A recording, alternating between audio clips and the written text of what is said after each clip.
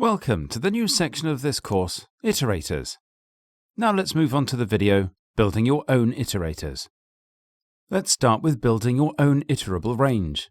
We already know that iterators are kind of the standard interface for iterations over containers of all kinds.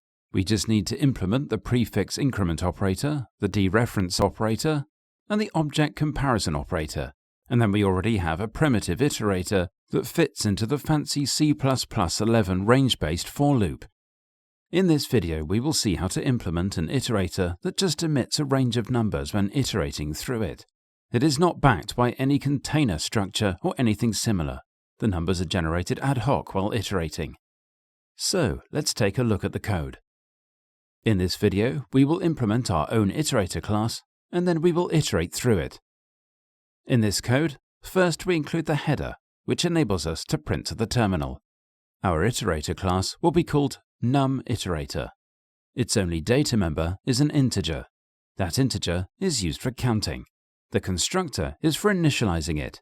It is generally a good form to make constructors explicit, which create a type from another type to avoid accidental implicit conversion. Note that we also provide a default value for position. This makes the instances of the num_iterator class default constructible. Although we will not use the default constructor in the whole video, this is really important because some STL algorithms depend on iterators being default constructible. When dereferencing our iterator, it will return an integer. Incrementing the iterator will just increment its internal counter, I. In this line, we will compare the iterator against the end iterator.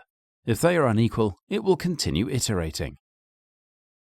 That was the iterator class. We still need an intermediate object for writing for, which then contains begin and end iterator, which is pre-programmed to iterate from A to B. We call it num_range. It contains two integer members, which denote at which number the iteration shall start and which number is the first number past the last number. This means if we want to iterate from 0 to 9, A is set to 0 and B to 10. There are only two member functions that we need to implement, begin and end functions. Both return iterators that point to the beginning and the end of the numeric range. That's it. We can use it. Let's look at our main function, which just iterates over a range that goes from 100 to 109 and prints all its values. So it's time to compile and execute our code. Go to the terminal, type in the command for compiling,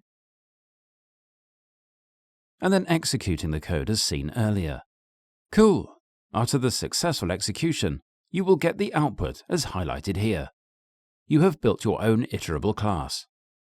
Now we will be making our own iterators compatible with STL iterator categories. Whatever your own container data structure we come up with, in order to effectively mix it with all the STL goodness, we need to make them provide iterator interfaces. So let's see the code example for better understanding. For that, go to the Atom editor, open the ex2 directory, and inside that, open the respective .cpp file. Here we will implement a primitive iterator that counts numbers and use it together with an STL algorithm, which initially does not compile with it. Then we do what's necessary to make it STL compatible. Now let's understand the code in detail. First, we need to include some headers, as always. Then in a class num_iterator, we implement a primitive number counting iterator, as in the previous example. When iterating over it, it will emit plain increasing integers. The num_range acts as a handy begin and end iterator donor. In order to keep the std namespace prefix out and keep the code readable, we declare that we use namespace std. Let's instantiate a range that goes from 100 to 109. Note that the value 110 is the position of the end iterator. This means that 110 is the first number that is outside the range, which is why it goes from 100 to 109. And now we use it with standard min-max element. This algorithm returns a standard pair with two members, an iterator pointing to the lowest value and another iterator pointing to the highest value in the range. These are, of course, 100 and 109 because that's how we constructed the range. So let's compile and execute our code. Go to the terminal, first navigate to the ex2 directory, and clear the screen with the reset command.